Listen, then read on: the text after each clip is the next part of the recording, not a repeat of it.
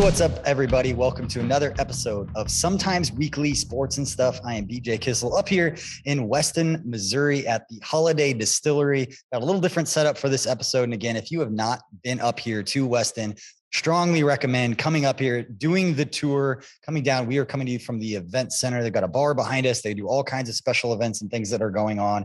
Always have a batch of cocktails ready for you. I've got the Bing Cherry, a little lemonade to get this Friday going. And we have got a special guest for this episode. I'm really excited about this.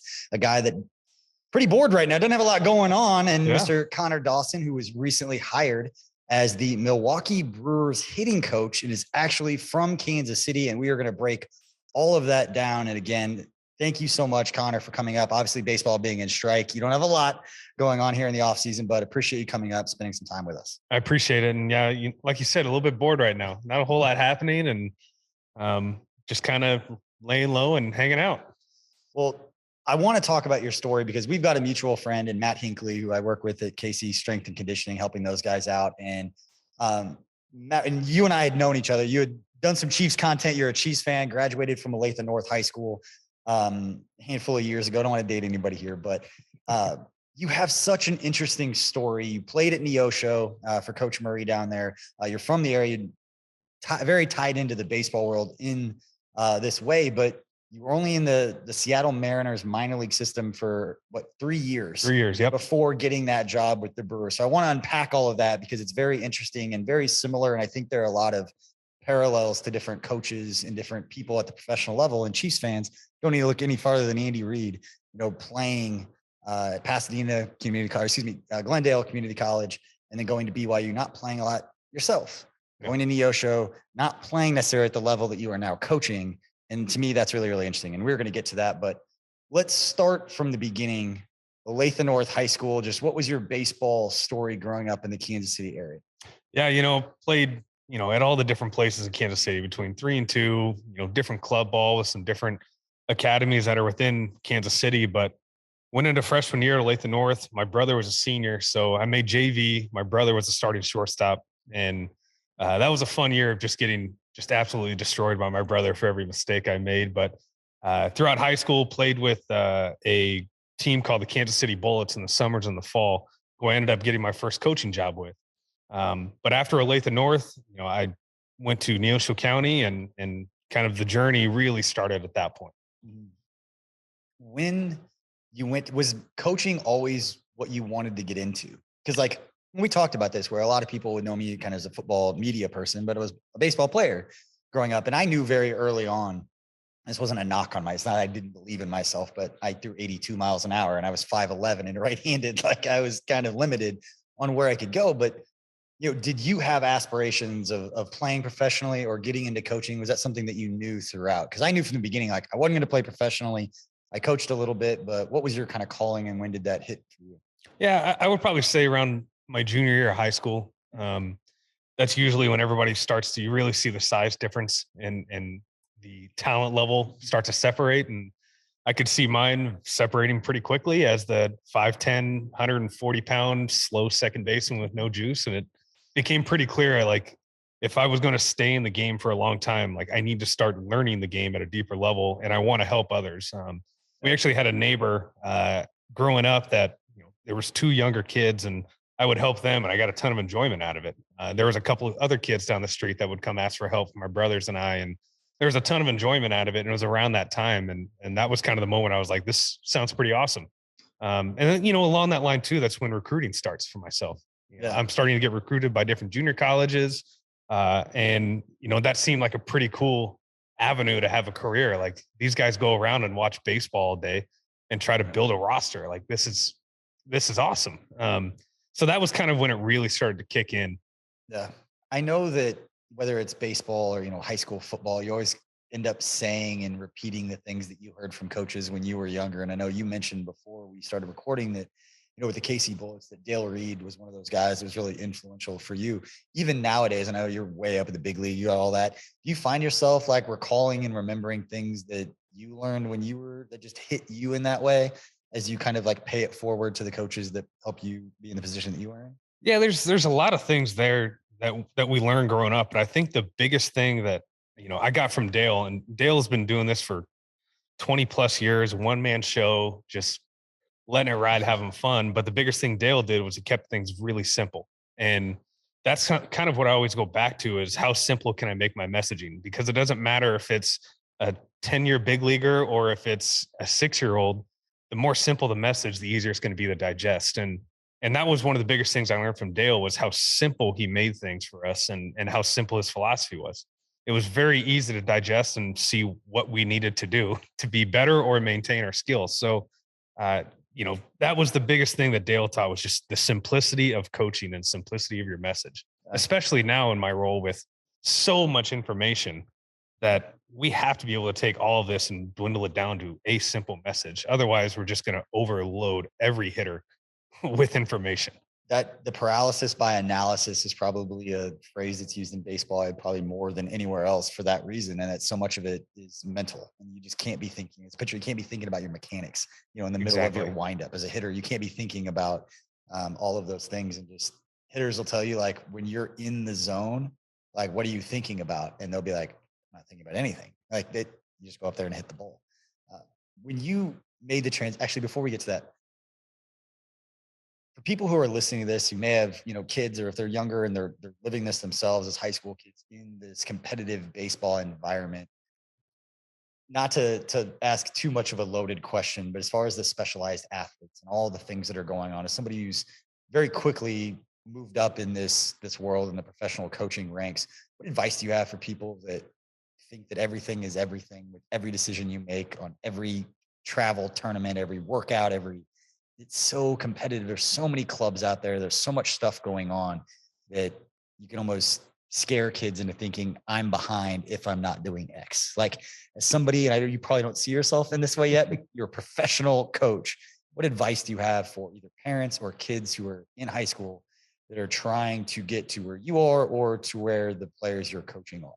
Yeah, with Seattle, over the last 3 years, I've been lucky to be around over 100 plus players, a bunch of different coaches with several different backgrounds. I don't know a single person's background before they got to college. Like it's really like when it comes to youth level and as they get through high school and they're starting to learn the game, that's really all it is just learning the game. As a hitter, are we learning how to swing at good pitches and hit the ball hard on the line? That's simple.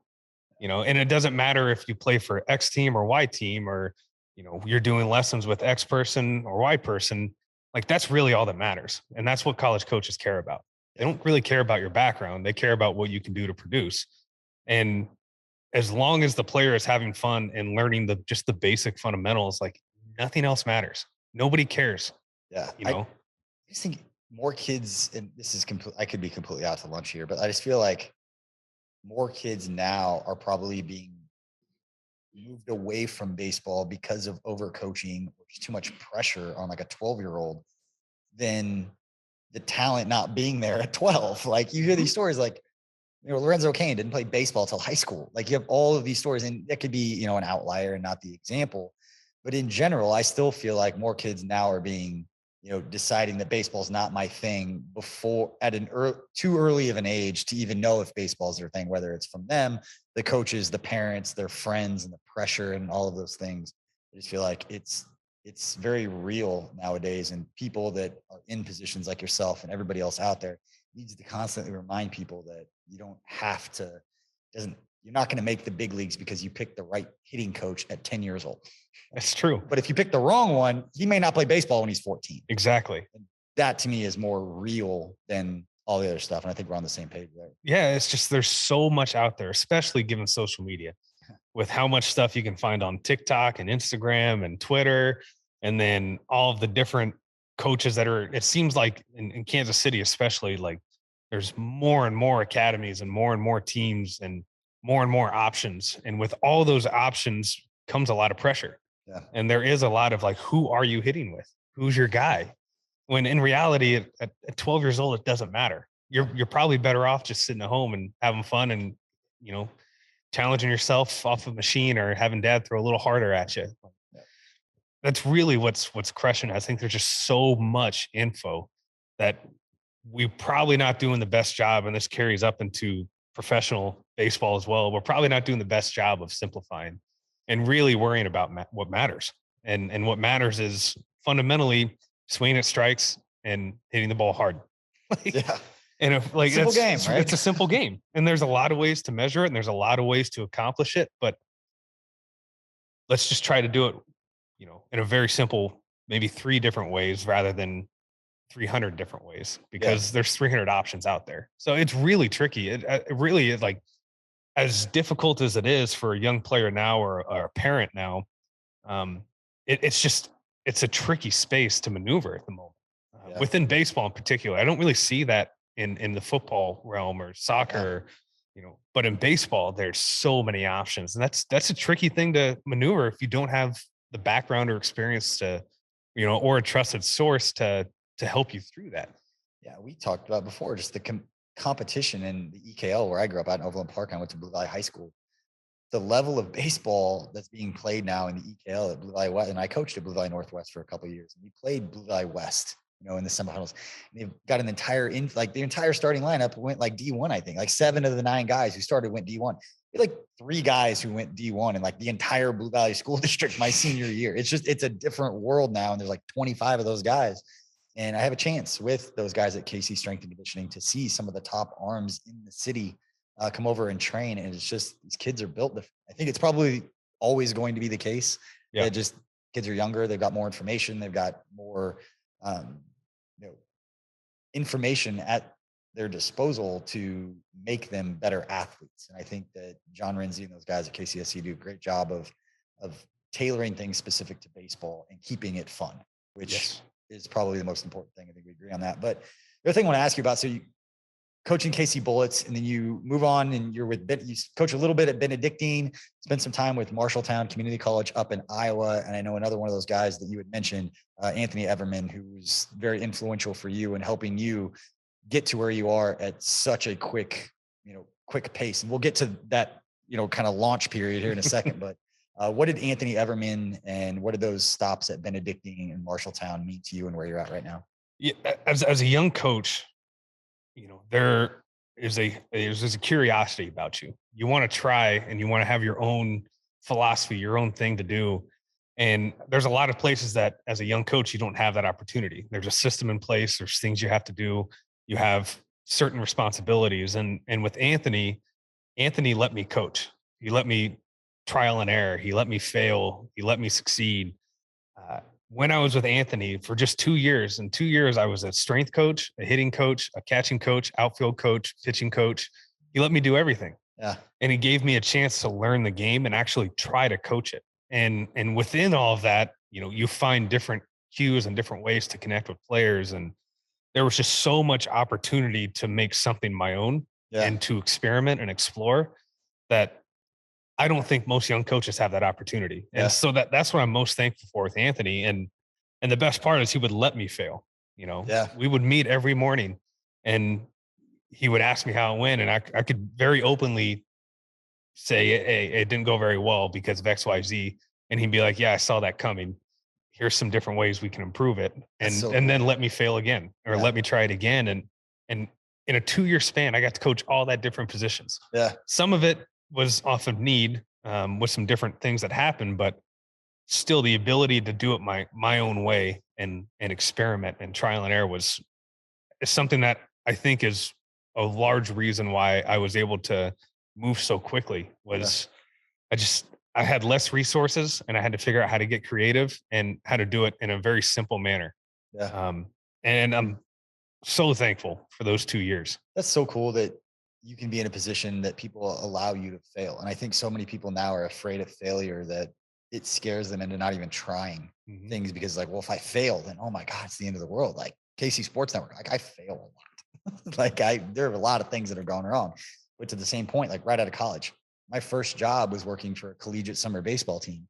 And it was in Junction City, Kansas, called the Junction City Generals. It was the team that I worked for 4 years. They're now called the Brigade, playing the same field, a little different setup. But when we were doing the Generals, there were 3 of us. Like we had a business ops guy, a graphic design, creative guy, and then I was the baseball guy, like sign the players, hire the coaches, like put it all together. And we made so many mistakes throughout the thing, but for the rest of my life, like it was so valuable that it was like on me to try to do something and then it fails. And it's like, okay, I learned that lesson, as opposed to taking an internship with a big company and having very like not real responsibilities in a very small corner of something.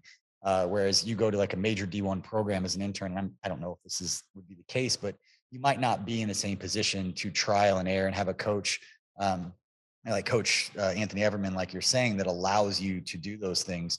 And I think that that's a message that should resonate. And if it doesn't, should be heard by anybody out there that is either coaching, or if you are, a younger, kid or younger person, don't be afraid to fail. Like baseball is a game of failure. So like you don't have a choice but to learn how to deal with it. But man, like if you're too scared to fail that you never try, you're never going to succeed with it. And that's also like leadership. And I do think of young coach, like young athletes coaching young players. Nobody goes into a job or a game and wants to do poorly. Everybody wants to do good, but there's also an aspect of creating freedom and autonomy where, although they want to do good, they are going to fail, and allowing them to fail and learn from it. And that piece is lost because of everybody wants to win so bad. But in reality, winning takes a process. And within that process, there's got to be some sort of failure involved and some sort of learning of how to improve that process. So I mean, again, the ability to just go out there and fail a ton over 2 years, it shaped everything. Yeah, that's awesome. And you probably gained a lot of equity with the people around you. Obviously not knowing each other that well, but like when you fail in front of people and they see how you react to it, it sets the stage for how you are when things are great, how you are when things are not going great, and then just your general demeanor as a leader or somebody that people look to whether you're an assistant coach or a coach or whatever that position of authority is. I don't think it's a bad thing for people to see you fail and how to handle it, because then you get a kind of chance to set the tone for your players or whoever else is going on. It's like, hey, move on to the next thing. We got to keep working, keep trying. Agreed. With Seattle, we had some with our players where we talked about E plus R equals O. Comes from a guy named Brian Kite, who does a lot of culture, mental performance stuff. And it's event plus response equals the outcome, right? We always know there's going to be event, right? The outcome is usually determined by the response. And so like using that mindset when something goes poorly or we fail, like what's our response going to be? Because the response is going to create the outcome for the culture around you, especially the players.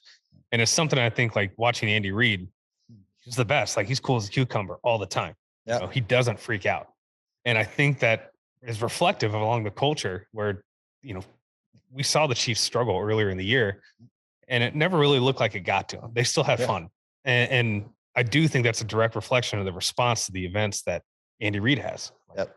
And that's what leadership is. And as a coaching young kids, it's very easy to get upset. There's a lot of bad events. Like if you've ever been to a 12U game, there's a lot of errors, there's a lot of strikeouts. There's a lot of bad umpires. And it's, there's a lot of things that can add up very quickly that could hurt your USSSA ranking or something like that, and like your ability to respond to that with more of a growth mindset, a learning environment, that can set your kids up to want to play more often and want to experiment and want to play for the people around them. Yeah. It was, as somebody that played a lot of sports growing up and was coached hard. Like we talked about before, like I played for Brad Hill, in college at Central Missouri.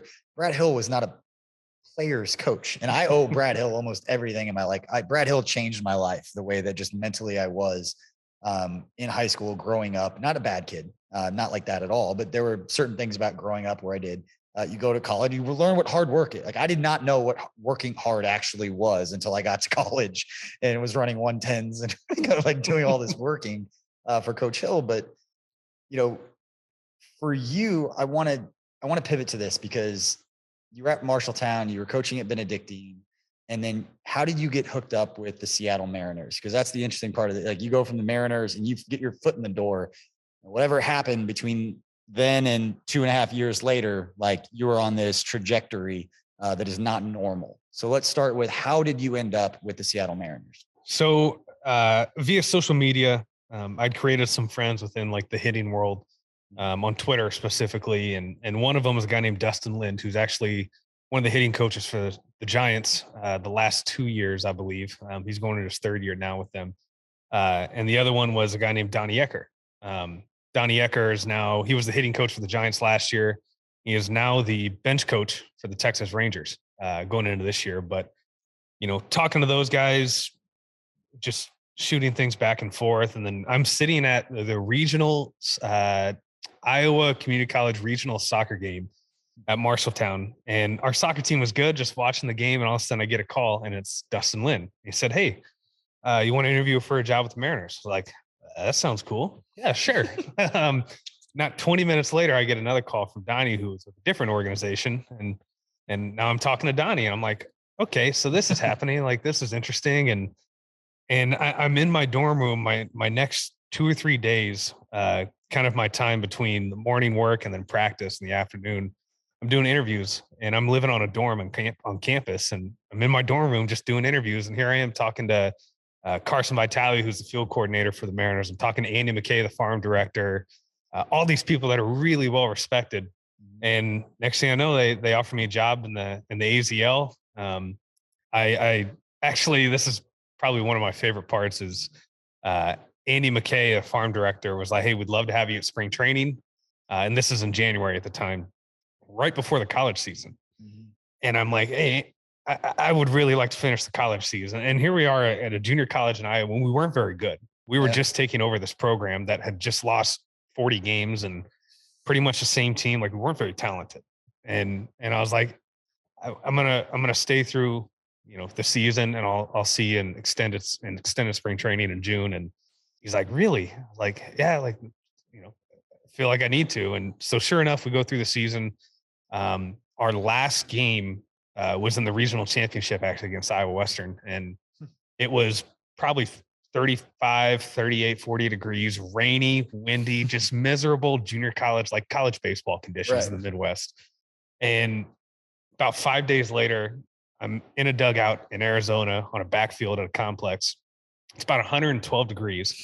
And I'm like, what am I doing here? This is miserable. And then Fernando Tatis Jr. walks up on a rehab at bat first day. And I'm like, so this is why I'm here. This is cool. Yeah. But yeah, it was pretty wild how it happened. But I do credit it all to Dustin Lind and our friendship. Yeah. So you go from the Arizona League to like hitting strategy. You had a few different titles there with the Mariners, but hitting strategist, minor league hitting coordinator, whatever those titles were. But 3 years later, like, you work your way up. I heard some stats about going from like 28th in minor league rankings as far as hitting to like top 5. Yeah. We had a really good year this year. I'm going to ask you to brag on yourself because that's where the part of the story really takes off, is that, and going back to what you said and having no other part of the story, it says a lot about you that you tell a major league professional team no, because you feel loyal to the kids that you're working with in Iowa. And tell me if I'm misconstruing that, but it's right before the season. You're saying no to a major league team that still ended up giving you an opportunity. I think it's probably more about where you're at now because of the character and integrity shown by saying no in that scenario, and then a lot of people would. So what's funny is I was actually a pitching coach for that junior college. I was interviewing to be a hitting coach with the Mariners, and I was actually the pitching coach because we didn't have a pitching coach. So that was I've always said that's kind of the funny part. And I know our pitching coordinator with the Mariners, Max Weiner.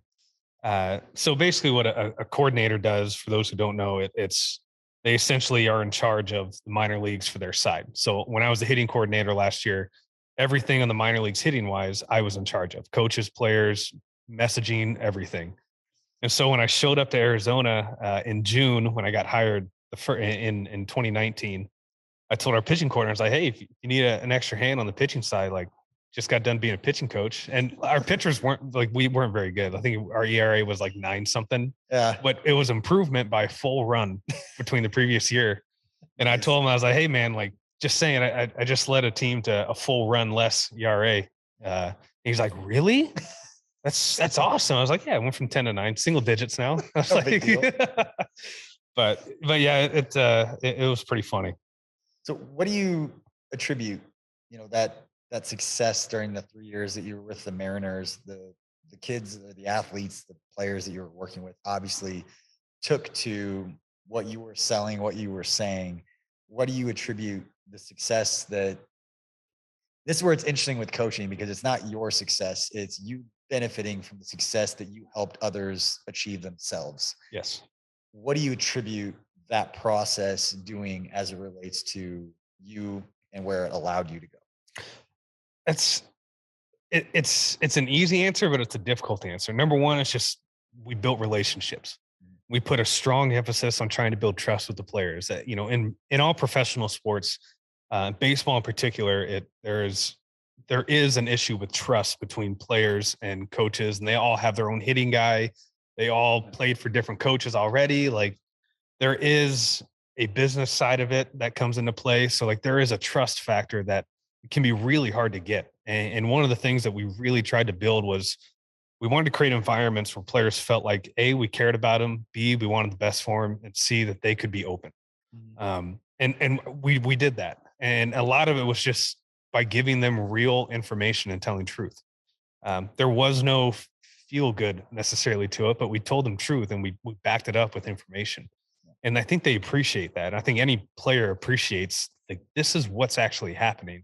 And he's just trying to make me aware because he wants me to be really good and improve. And along that same lines, like we built a lot of systems to help players stay accountable to themselves and to help them simplify their own messaging. I mean, it's the minor leagues is no joke. And and especially, you're in some tiny town in the middle of August. You're like you're tired, you're hungry, there's nobody in the stands, and the one guy that is in the stands is just heckling you like crazy. And then you look up on the scoreboard and you see you're batting 170, and it's like there's a lot of things that can be distracting and really weigh guys down. And so a lot of it was like building the relationship that they felt comfortable to express that to us. And at the same time, us being able to provide the right information and give these guys some direction on how to improve without having to worry about the things that are around them and controlling the things that they can control.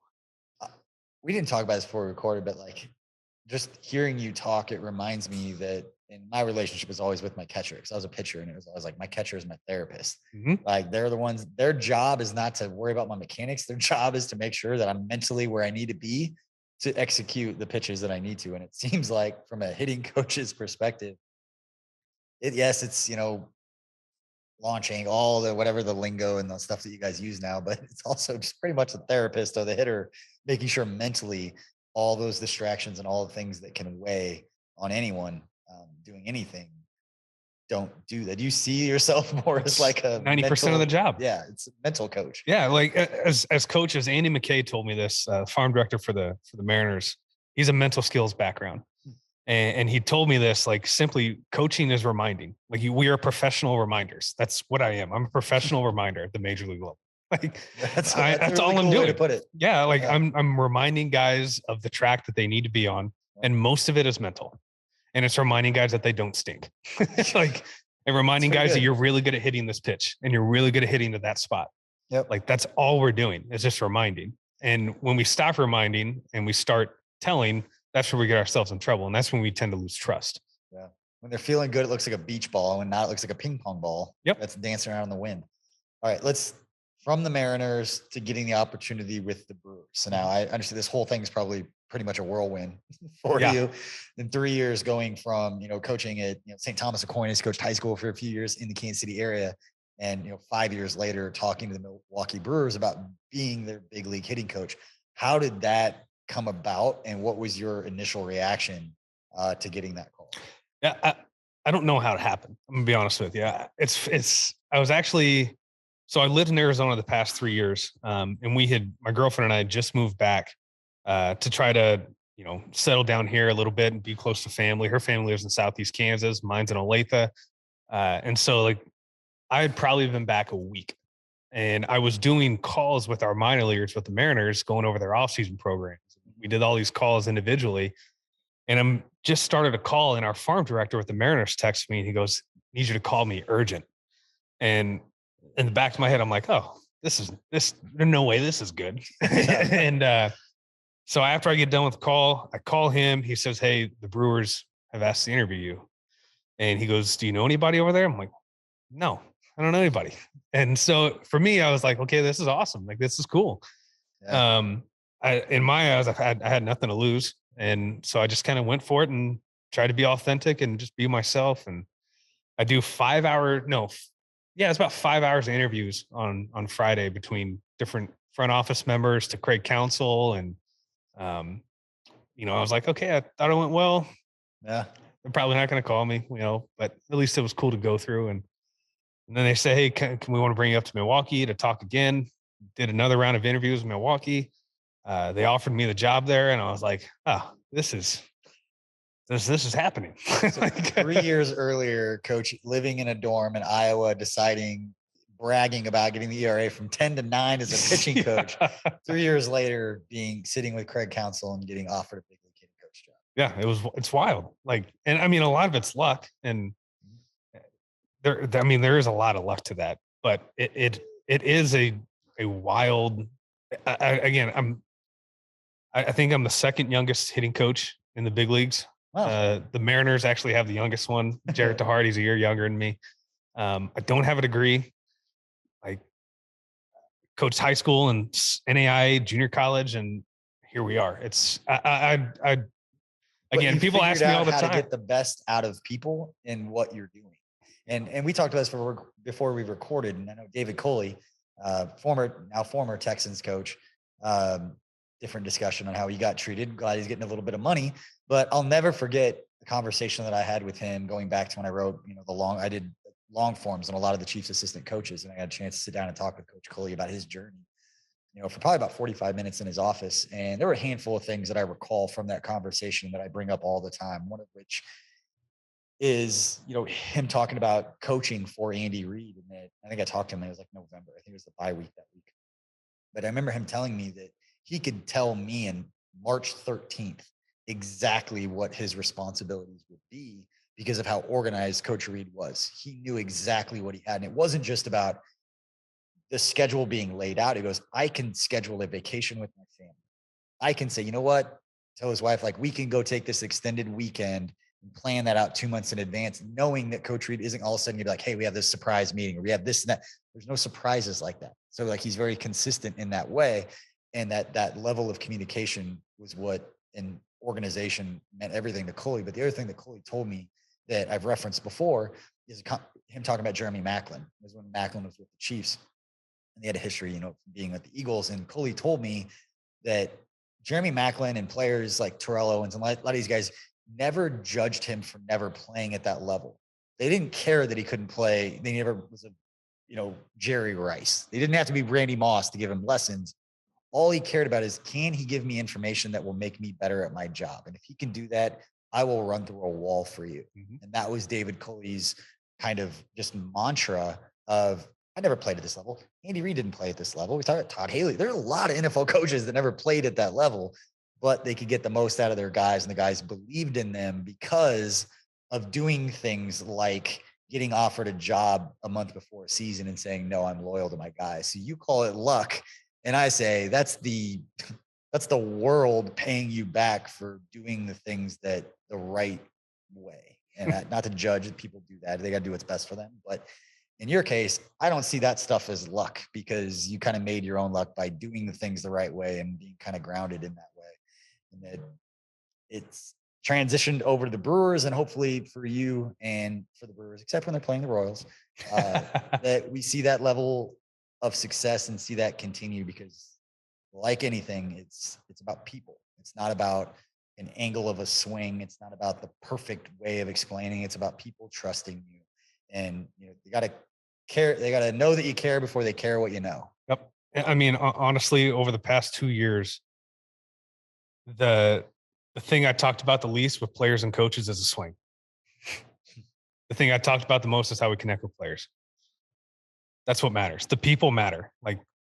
Taking care of your people and letting them know that you have their back. The people are what matter. And that's why Andy Reid has been so successful. And everybody says, oh, Andy Reid gets, guys with a past and brings, it's just Andy Reid taking care of his people.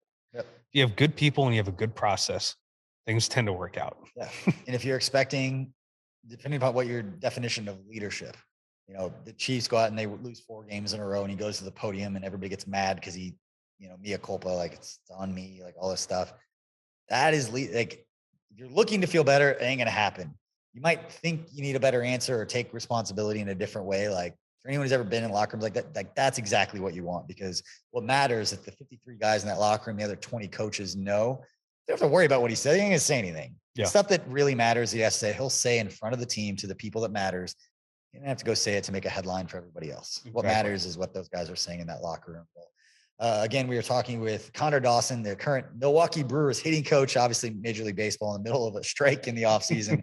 So we'll see what happens. Hopefully you have some work soon, but we're up here in Western Missouri at the Holiday Distillery. We appreciate everybody up here, Matt, Patrick, and Jules, and everybody for taking care of us. But Conner, before we let you go, there's such a unique story here. And I know you probably don't see yourself, and you're humble in that way. You don't see yourself as this kind of thought leader in this space, but the Kansas City area, and we talked about it earlier, it's so competitive with high school baseball.